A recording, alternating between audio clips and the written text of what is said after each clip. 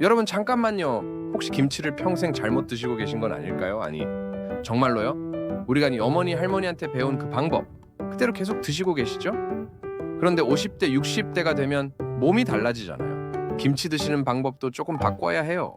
여러분, 요즘 김치 먹고 나서 속이 쓰리거나 소화가 안 되는 경우 많으시죠? 예전에는 괜찮았는데 말이에요. 아니면 김치 드시고 나서 밤에 속이 더부룩해서 잠을 못 이루신 적 있으시죠?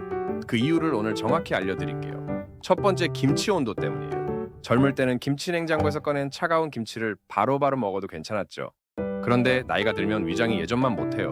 특히 아침 공복에 차가운 김치를 먹으면 위벽이 수축해서 속쓰림이 생기는 거예요. 해결법은 간단해요.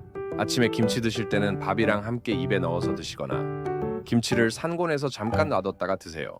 차가운 김치가 따뜻한 밥과 만나면 온도가 중화돼서 위장에 부담이 적어져요. 두 번째는 김치 담글 때 실수예요. 요즘 많은 분들이 김치를 너무 짜게 담그세요. 예전 어르신들은 김치를 오래 보관해야 했으니까 짜게 담그셨는데 지금은 김치 냉장고가 있잖아요. 그런데도 습관적으로 짜게 담그시는 거예요. 중장년층은 혈압 때문에라도 염분 섭취를 줄여야 하는데 김치를 조금만 덜 짜게 담가보세요. 소금 양을 기존의 80% 정도만 넣어도 충분해요. 대신 젓갈을 조금 더 넣으시면 감칠맛은 그대로 살릴 수 있어요. 세 번째, 김치 익는 정도를 잘못 아시는 분들이 많아요. 갓 담근 김치는 아삭아삭하니까 맛있다고 생각하시는데 사실 유산균이 가장 많은 건 적당히 익은 김치예요. 하루 이틀 정도 실온에서 익혀서 살짝 신맛이 나기 시작할 때가 가장 좋아요. 너무 신김치는 위에 자극이 되니까 이럴 때는 김치찌개나 김치볶음으로 드세요. 가열하면 산도도 낮아지고 소화도 훨씬 잘 돼요. 네 번째, 김치와 함께 먹으면 안 좋은 음식들이 있어요. 김치랑 우유나 요구르트 같은 유제품을 함께 드시면 안 돼요. 김치의 산성과 우유의 단백질이 만나서 응고될 수 있거든요. 소화에 부담을 줄 수 있어요. 대신 김치와 찰떡궁합인 음식들을 알려드릴게요. 김치와 두부는 정말 좋은 조합이에요. 김치두부찜이나 순두부찌개에 김치 넣어 드시면 김치의 짠맛도 중화되고 두부의 담백함과도 잘 어울려요.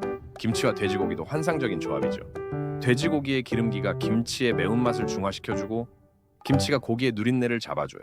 김치찌개에 삼겹살 넣어서 끓이시는 것도 이런 이유예요.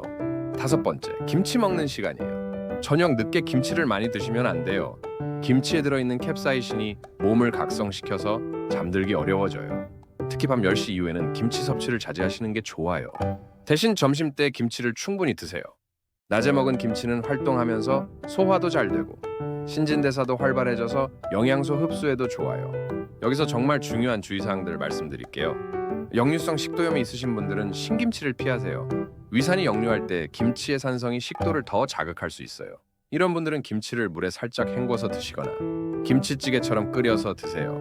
당뇨가 있으신 분들은 김치 담글 때 설탕이나 매실액 대신 천연 감미료를 사용하세요. 요즘 시판 김치 중에는 단맛을 내기 위해 설탕을 많이 넣은 것들이 있는데 직접 담그시면 이런 걱정 없이 드실 수 있어요.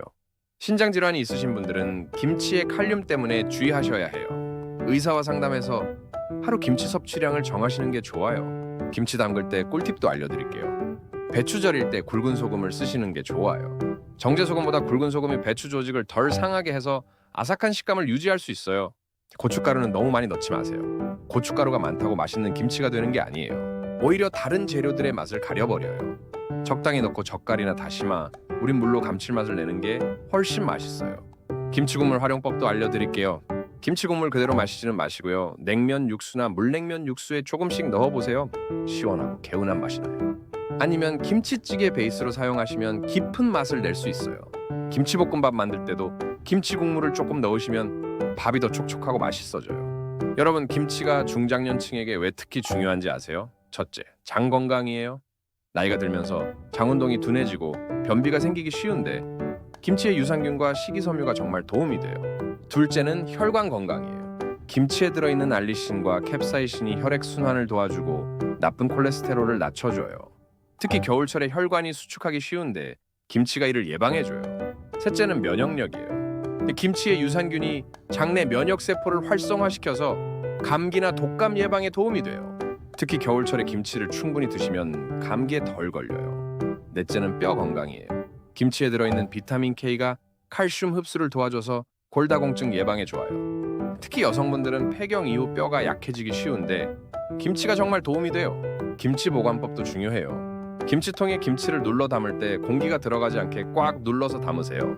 공기가 들어가면 김치가 빨리 씌어져요. 김치를 뜰 때는 항상 깨끗한 젓가락이나 집게를 사용하세요. 손으로 만지거나 다른 음식에 쓴 젓가락으로 뜨면 잡균이 들어갈 수 있어요. 김치가 너무 빨리 씌어질 때는 소금을 조금 뿌려주세요. 발효 속도를 늦출 수 있어요. 반대로 김치가 잘 안 익을 때는 실온에서 하루 정도 두었다가 냉장고에 넣으세요. 근데 마지막으로 정말 중요한 말씀을 드릴게요. 김치는 우리나라 최고의 발효식품이에요. 하지만 나이가 들면서 우리 몸의 소화 능력이나 대사 능력이 변하기 때문에 김치 드시는 방법도 조금씩 조절하셔야 해요. 특히 저녁 늦게 김치 많이 드시지 마시고 너무 차가운 김치보다는 적당한 온도에서 드시고 본인의 건강 상태에 맞게 김치의 염분이나 매운 정도를 조절하시는 게 중요해요. 김치 하나만 제대로 드셔도 여러분의 건강이 많이 달라질 거예요. 우리 조상들이 물려준 소중한 음식을 더 건강하게 즐기시길 바래요. 오늘 영상이 도움이 되셨다면 구독과 좋아요 부탁드려요.